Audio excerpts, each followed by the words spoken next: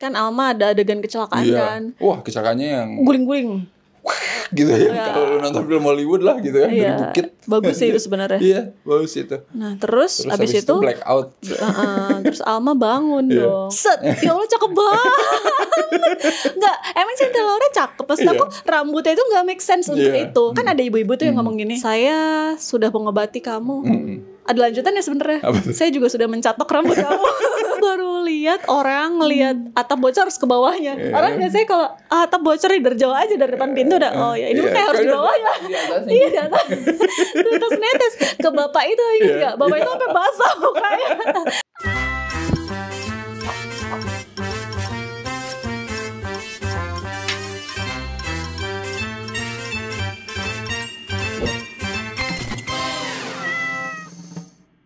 Jadi kita akhirnya menamatkan film horor Indonesia tahun ini ya, dengan film Panggonan Wingit. Panggonan gak sih? Oh iya, Panggonan Wingit 2. Soalnya G-nya 2. Jadi aku baca Panggonan. Jadi ini adalah sequel ya dari film Panggonan Wingit pertama yang tayang tahun lalu. Dan ini adalah film yang masih diproduksi oleh Rocky Soraya ya, seperti yang kalian tahu, Hit Mecca. Dan juga direkturnya masih sama kayak film pertama, Guntur Suharyanto juga. Yang nulisnya juga masih sama. Yang beda di sini adalah yang main. Panggonan Wingit 2 ini menceritakan sama kayak film pertama, ada hantu di sebuah gedung ya. Kalau film pertama itu hotel, film kedua ini apartemen. Sama sih, gedung sama aja ya. Tingkat gitu ya. Banyak orang. Ada karakternya itu ada 2 ya yang utama, Alma ya yang diperanin sama Cinta Laura, dan juga Arifin Putra. Cinta Laura ini ceritanya jadi manajer di apartemen angker ini ya. Dan suatu hari si Cinta Laura ini sebagai Alma harus masuk ke lantai angker, lantai 6. Penghuni lantai 5 protes mulu, bocor. Iya, itu mah bukan bocor. Banjir itu. Parah sih itu mah. Harus separah itu biar si Cinta Laura naik. Kalau misalnya cuma bocor 1-2 mah udah Bu, ntar aja gitu. Jadi harus epic kayak tapi harus terjun. Tetep, emang dia bisa benerin. Dia bisa benerin. Komplainnya lebih kuat. Masuklah dia ke lantai 6 yang angker, dan tanpa sengaja Cinta Laura ketemu sama setan Miss K. Iya, Miss K. Dan kalau udah ngelihat hantu itu bakal kena kutukan. Sama seperti film pertamanya ya.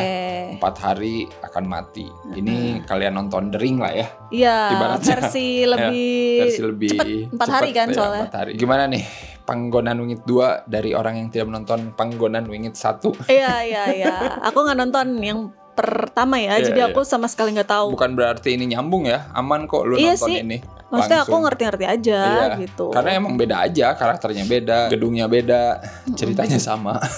Itu aja sih sebenarnya. Kelihatan banget ini film ada duitnya. Iya. As always ya, Rocky Soraya, Hitmaker itu selalu berduit. Kelihatan lah mahal gitu ya. Dari mulai tempatnya, setnya, kan dia di apartemen gitu ya. Dari luar udah kelihatan kayak lama dan lumayan ngeri gitu kan. Mantap lah ya. Sama kayak misalnya kayak pegawainya tuh pakai bajunya kayak dibikin gitu, baju yang batik itu loh. Terus yang cowok pakai apa gitu.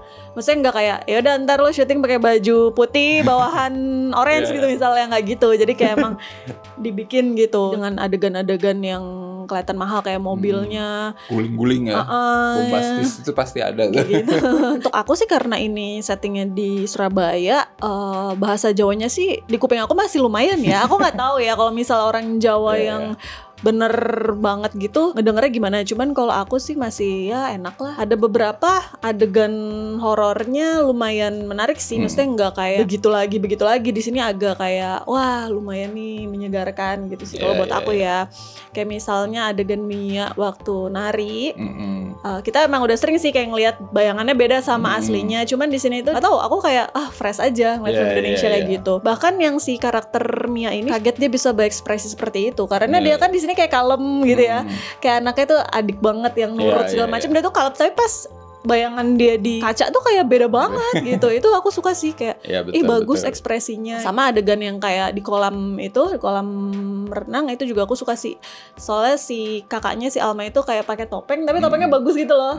Yang kayak bener. Diukir tapi topeng. Gimana sih? Jadi kayak bagian apanya topeng tapi kayak di make upnya bener gitu, kayak bagian matanya atau gimana itu kayak wah seru Bener. gitu. Dan alhamdulillah nggak ada ngerangkak, nggak ada kayang, nggak ada body double yang kayak gitu-gitu. Alhamdulillah. Kalau horornya Hitmaker itu kuncinya cuma satu, Mortal Kombat. Nah, jadi pokoknya kalau kalian nonton horor mereka tuh sudah siap lah pokoknya dengan segala jenis fatality ya yang dikeluarin. Satu lagi ternyata adegan berantemnya lumayan di babak tiganya. Di babak tiganya lumayan ya. Karena kan melibatkan polisi ya, jadi masa sih harus cupu gitu. Jadi ini lumayan sih. Setidaknya babak 3 film ini lebih oke lah dari babak 3 film pertama dulu gitu. Yang cuman ke goa nyari-nyari, sholat, udah gitu nemu inspirasi gitu. Kalau ini sedikit ada actionnya. Nah, ini mungkin yang harus agak diapresiasi karena mereka pengen ya udahlah bak big book. Tapi di film kedua juga mereka lumayan belajar dari kebegoan di film pertama asli. Di film pertama tuh dulu tuh kayak semi konyol gitu. Jadi nonton itu kayak ini apaan ya? Kayak di sini kan sebenarnya mereka udah lihat hantunya nanti dikutuk gitu 4 hari. Kalau film pertama kan tandanya gimana? Kamu sudah melewati hari ke-1, kedua, ketiga gitu dan seterusnya. Karakternya masuk ada kaca, ada darah aja tiba-tiba tulisan 1. Nah kalau di sini agak menarik nih, soalnya tulisan 1, 2, 3, 4-nya itu variatif. Tulisan 1 pertama ini klip ya. Iya, paperclip ya, jatuh. Langsung membentuk angka 1, abis itu bingung ngelihat lagi udah nggak ada ya. Treatmentnya kayak itu cuma di pikiran dia kan. Gitu ya. Meskipun nanti pas yang hari keempat kan ada tuh di tembok hari keempat set. Tapi lah ini ada aja terus tulisannya. Maksudnya pas udah ganti scene dan lain-lain. Jadi aku pikir itu sama juga gitu. Kayak ya udah itu cuma ada di pikirannya dia. Yang penting udah ada niat gitu ya untuk bikin gimana si penanda harinya itu berubah kayak dikit gitu ya. Nggak kayak pakai darah banget gitu. Alhamdulillah. Tapi sayangnya muncul lagi kebegoan yang lain gitu ya. Dari segi karakter dan logikanya gitu. Beberapa menuju akhir lagi sayangnya sih yang aku sayangin gitu ya. Nanti ada karakter polisi ya, asik. Ini Ryan ini polisi. Sangat baik hati banget ya. Polisi idaman. Calon suami idaman, kakak ipar idaman, pokoknya dia idaman banget sih. Dia sebagai polisi tuh kadang konsisten, kadang enggak gitu. Maksudnya kayak di babak 3 berantem sama pelaku utama ya. Bak Big Book, pelaku utamanya bawa pistol cuy, anjir. Kan ngeri gitu ya. Ngeri banget. Udah bak big book, baku hantam, heboh pokoknya pas dia udah berhasil menetralisir keadaan. Udah aja bangun dia. Jalan aja padahal dia tahu itu tuh masih bawa pistol gitu. Dan belum benar-benar lumpuh ya kan maksudnya. Dan dia sebagai polisi harusnya dia bertingkah seperti polisi dan temannya pula. Dan dua lagi. Harusnya bertingkah seperti polisi aja. Iya, diborgol dong harusnya apa gitu. Bangun langsung sadar gitu ini tuh berbahaya gitu. Ini malah ditinggalin aja. Demi nanti ada adegan dramatis gitu ya. Nah, itu kasihan sih. Nembak temennya si Ryan. Metong. Nambah dramatis tapi jadinya ke logika karakternya nggak nyambung gitu aja sih. Itu fatal men. Maksudnya lu boleh gila-gilaan heboh tapi karakternya tetap harus diperhatiin sih gitu kan logikanya. Maksudnya polisi ya polisi aja, perlakuan seperti polisi gitu. Kecuali si Ryan ini polisi gadungan. Nah, seperti yang kita sering lihat di berita ya. Nggak paham sih urgensi Alma itu untuk pindah ke situ tuh apa? Keluarganya udah nggak ada, ibunya terus utang menumpuk gitu kan. Ya intinya berarti biar dia deket sama pacarnya aja kan. Maksudnya nggak kayak pacarnya bisa bantuin terus. Cuman maksud aku itu kayak nggak urgensi kayak ibunya baru meninggal banget kayak harus langsung pindah. Iya benar. Kayak gitu. Sama ketika dia kerja kan nih aku ada kerjaan nih. Jadi dia makin mau kan pindah sebagai manajer di apartemen ini. Oh dia cuma kerja di situ, tapi ternyata kenapa dia harus tinggal di situ? Emang harus? Mungkin di sana gitu kali ya. Yang kerja harus tinggal di situ juga. Tapi yang lain enggak pulang? Iya, dia doang. Sama yang punya apartemennya. Iya, karena yang punya apartemennya. Baik lagi itu kan apartemen mewah, dibilangnya ini ada apartemennya mewah nih. Berarti kan benar. Bayar dong dia kan punya hutang dan segala rupa. Apa karena kalau manajer gratis enak banget? Sebenarnya ini aja akal-akalan biar kerja terus 24 jam. Iya, biar malam-malam nggak mungkin dia dari rumah saya mau gitu kali ya. Kayak gitu cuman jadi kayak kenapa dia harus tinggal di situ? Itu kan nggak urgent sih dia sebagai manajer. Itu locker yang sangat red flag ya. Hati-hati kalau kalian lihat locker ya. Tinggal di sini. Bagus tinggal di sini. Aduh, waduh. Dijamin lantai 6-nya ada setan. Dan urgensi Alma untuk naik ke atas itu kayak enggak sih menurut aku. Kecuali dia bisa, misalnya dia kerja di situ sebagai apa? Sebagai teknisi. Oh ya udah. Wah parah nih, bukan bocor-bocor lagi nih, mah bentar lagi ambruk kan gitu ya. Ya udah saya harus ke lantai 6, tapi dia kan manajer atau adiknya cowok misalnya, atau dia ngajak siapa yang bisa gitu. Ini kan dua-duanya nggak bisa kayak. Kamu nggak tahu pas lokernya dicari manajer, kemampuan benerin pipa, kan gitu sekarang loker. Semua jadi ya. semua harus bisa. Job desk-nya semua ya. Ya ampun, anak ini udah mana baru rajin amat, orang udah mau pada pulang kan. Kayak ini kalau karyawan lama apa sih lo cari muka ya gitu kan. Gitu jadi kayak kenapa sih Alma kamu nggak bisa benerin atap, jadi ya udah biarin aja nunggu besok. Menurut aku masih harusnya pas diliatin kamarnya bocor ya, ambrol langsung di atas mukanya. Wah gitu, jangan itu kayak urgensinya gila nih gitu kan. Kalau gitu mah kayak apaan sih ini? Oh enggak, aku juga bingung deh. Aku baru lihat orang ngelihat atap bocor harus ke bawahnya. Orang biasanya kalau atap bocor dari jauh aja dari depan pintu udah. Oh ya ini kayak harus di bawahnya. Iya di atas.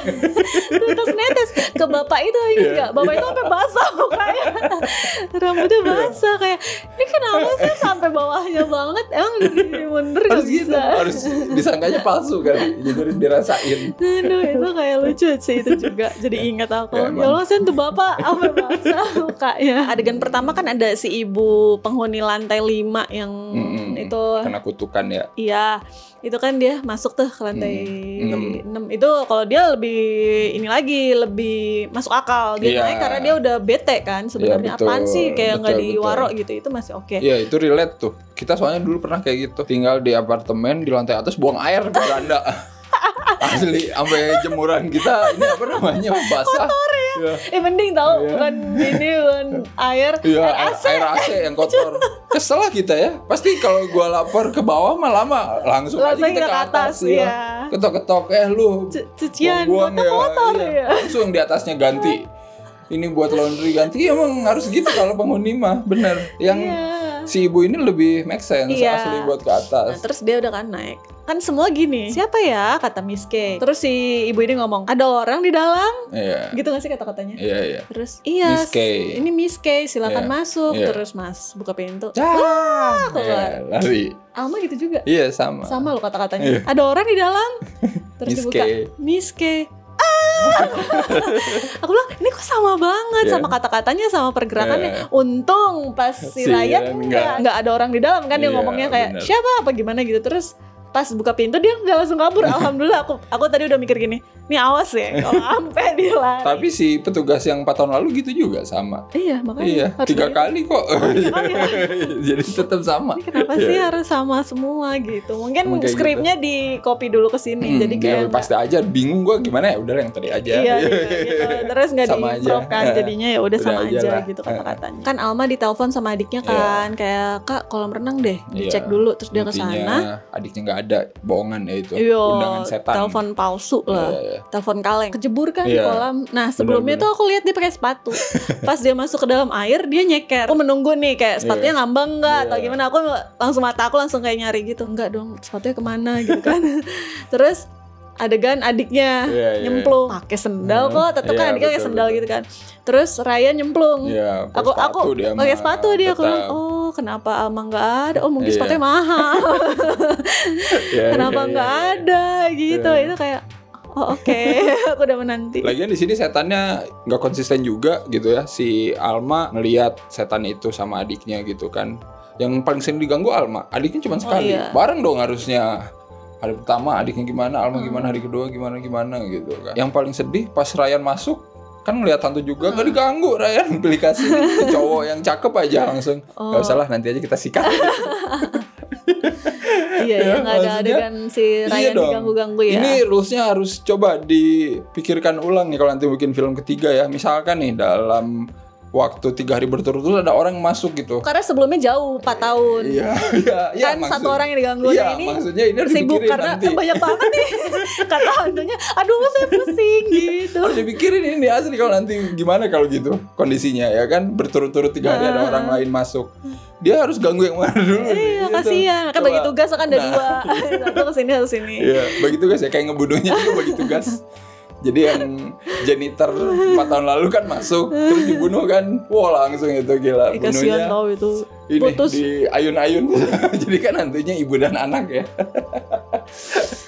Itu adegan fatality Itu terbaik sih kayaknya. Yang janitor. Iya, yang di pintu itu kan. Yang di pintu kan Ih, kasihan sama dipegang banget. dua-duanya. Iya, kasihan dari itu. sini sama dari sana. Iya, Terus pintunya ditutup buntung badannya. Bukan lift ya? Ya, bukan lift, pintu loh, pintu biasa. Itu pintunya gagangnya ada ini kali pisau di Besinya. sini. Iya, benar. Ngeri ya. Ngeri. Ngeri. Kan Alma ada adegan kecelakaan kan. Wah, kecelakaannya yang Guling-guling. gitu ya. Kalau lu nonton film Hollywood lah gitu ya, dari bukit. Bagus sih itu sebenarnya. Iya, bagus itu. Nah, terus abis itu blackout. terus Alma bangun dong. Set, ya Allah cakep banget. Enggak, emang Cinta Laura cakep. Maksud aku rambutnya itu gak make sense untuk itu. Iya. Gitu. Gua ngerti, aktornya cakep emang gitu. Tapi bukan berarti ceritanya menuntut kamu untuk selalu cakep, bener gak sih? Dan yang enggak fatal banget sih itu rambut. Maksud aku kayak rambutnya masih kayak mateng gitu. Kan ada ibu-ibu tuh yang ngomong gini, saya sudah mengobati kamu. Ada lanjutannya sebenarnya. Saya juga sudah mencatok rambut kamu. Harusnya gitu. Soalnya rambutnya tuh masih mateng gitu. Terus kan dia terus ngeliat Ryan kan. Aku bilang terluka juga. Kata aku rambutnya terlalu ini sih over the top itu di situ. Emang harus gitu. Enak sebagai ya. karakter utama itu harus cakep. Berarti maksudnya ibu itu baik banget gitu. Total ya. Diobatin. Aduh rambutnya nggak rapi. Mari kita catok. Waduh masih kurang rapi juga. Gua dulu ke salon sambil pingsan.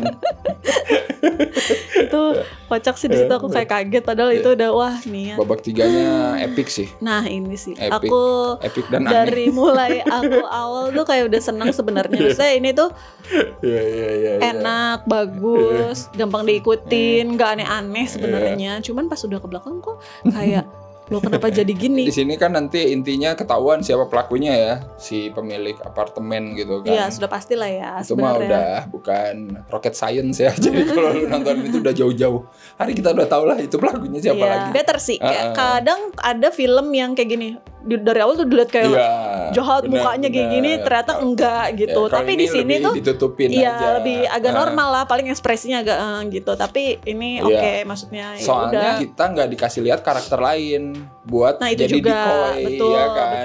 Kalau film yang lain yang lebih bagus itu biasanya dia ngasih lagi planting 1 atau 2 karakter lagi yang bikin kita mikir orang ini lain atau orang lain gitu kan. Nah, tapi it's kan better kalau misalnya jadinya ya lurus aja daripada kamu dibikin decoy tapi maksa juga. Jadi ini benar, daripada lu jelek gitu ya ngasih decoy tapi daripada ala-ala. Mending gini aja sih sebenarnya. Ini udah benar sih. Iya nggak apa-apa benar. Jadi dikasih tahu juga kenapa 4 hari. Nah ini aku sampai si yang punya apartemen ternyata membunuh si ibu dan anak ini ya.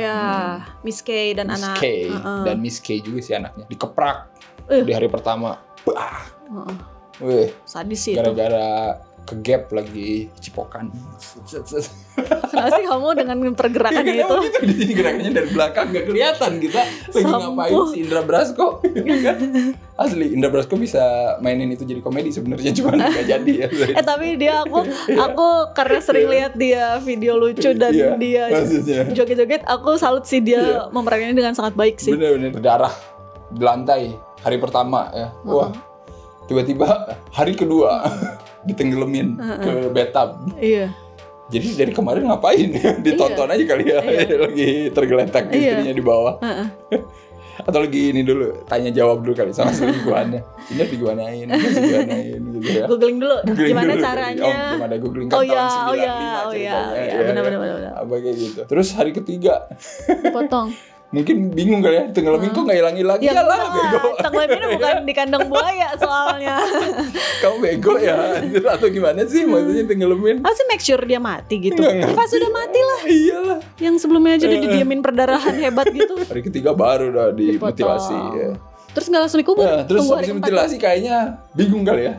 Ini kemanain gitu ya. Diem aja kali seharian ya. Baru hari keempatnya mikir, oke. Kita kubur. Kita semen di dalam tembok. Iya, itu kayak itu adalah sesuatu yang dilakukan 4 hari ya. Iya, aku tuh kayak ya kok gini. Parahnya lagi adalah ternyata mereka satu atap dengan pembunuhnya. Kenapa sih hantunya nggak langsung sikat aja? Maksud aku kasihan kan orang-orang yang nggak tahu apa-apa ya nggak sih. Bener. Terus kayak kecuali kayak ditambah dengan dukun misalnya, jadi dikunci gitu, dilindungi supaya si pembunuhnya tidak ketahuan atau apalah, diapain lah gitu. Jadi dia kayak mencari-cari lah hantunya. Iya. Ini kan enggak. Nah ini juga sih yang aku bingung juga, si Pak Sukmo ya, siapa sih namanya?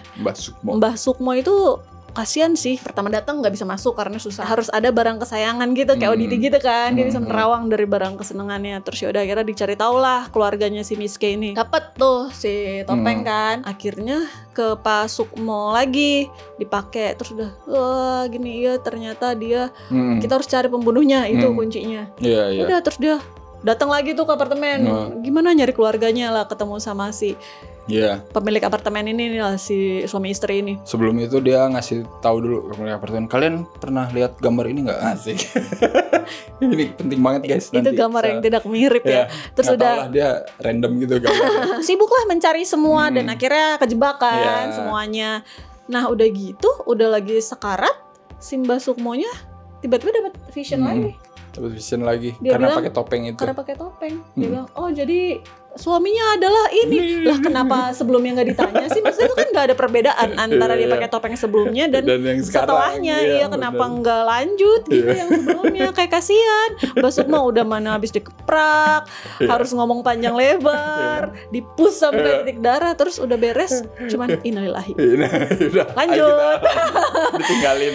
Lanjut. Ya Allah itu sad sih. Aku sedih sih sama Mbak Sukma itu, kayak ya ampun dia dedikasinya tinggi loh. Kenapa harus yang di kedua baru ketahuan suaminya siapa? Kenapa sebenarnya enggak? Karena treatmentnya nggak ada perubahan gitu. Iya benar. Dan itu juga aku sayangin. Maksudnya kan sebenarnya itu bisa dimainin ya sisi investigasi dari bagian kepolisian gitu ya. Hantu di sini tuh kayak ngasih informasinya tuh lengkap gitu. Iya jadinya. Pas terakhir jadi kayak pointless lu ngasih gambar apa nih gitu kan, itu jadi kayak nggak kepake. Ngapain? Karena dia juga bilang ini suaminya ini disembunyikan di lemari gitu kan. Ya anjir ya, semuanya juga jadi tahu dong gitu ya kalau gitu mah. Maksudnya jadi kayak nggak ada usaha buat ya udah lu cari tahu sendiri gitu. Cluenya gue ngasih setengah, lu cari tahu setengahnya lagi gitu kan. Maksudnya ceritanya tuh kayak ya udahlah, ini udah di akhir kasih taunya semua. Iya, benar. Gitu. Kayak udah gitu, males gitu. So mau dipakai lagi pas terakhir. Iya, pas mau dipakai. Dan gak mirip.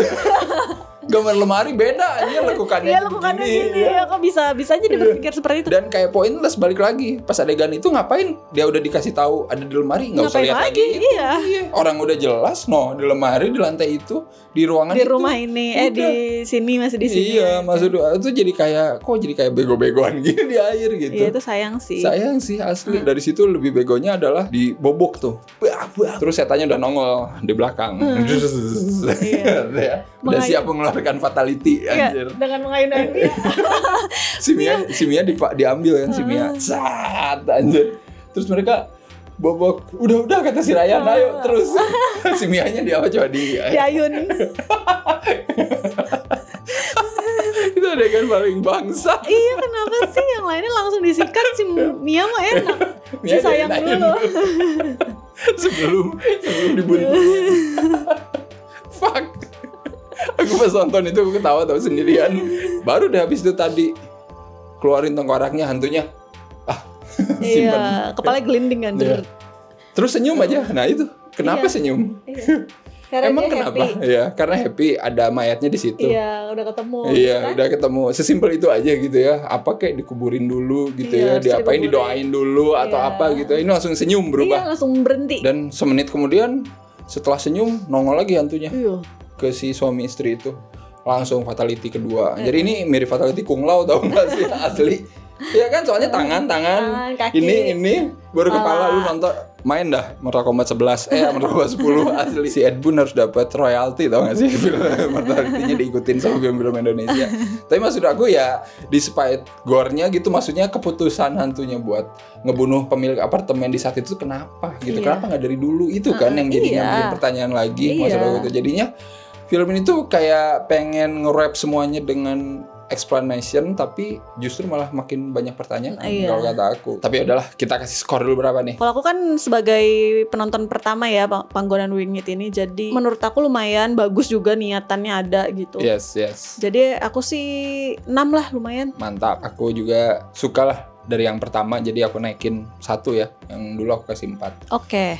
Ini jadi 5. Mantap. Iya. Semoga nanti film ketiganya jadi 6 ya. Emang ada yang 3? Nggak tahu. Oh. Coba tahu mereka mau benerin lagi yuk film keduanya. Iya, bener-bener gitu, nggak apa-apa sih kalau ada yang lebih bagus mah. Iya, nggak apa-apa. Bikin aja terus. Ceritanya gini aja terus sama nanti gedung kantor misalnya. Jangan dong. Tapi kalau kalian gimana? Silakan komen. Apakah kalian lebih suka ini apa yang pertama atau menurut kalian sama aja? Dan seperti biasa bisa kalian isi juga skor dan reviewnya ya di skorefilm.com. Sampai ketemu lagi di tahun 2025 ya. Apa? Semoga film horor Indonesia tahun depan lebih mantap. Amin. Amin. Ya, kita lihat saja ya. Semoga nggak sebulan 6 kali gitu ya nonton horor. Semoga jangan lebih dong. berkurang gitu ya. Semoga aku kayak kalau diajak Arya nonton hari Kamis, aku akhirnya aku nonton hari Kamis. Jangan nonton hari Kamis gitu, jangan gitu. Harus semangat. Jangan lupa like, comment, subscribe semua sosial media Cinekrip. Join juga membership Cinekrip. Iya. Thank you banget buat yang udah dukung Cinekrip sebagai member ya sampai detik ini. Iya. Dan yaudah, sampai ketemu lagi di episode selanjutnya. Iya. Bye bye. Selamat liburan.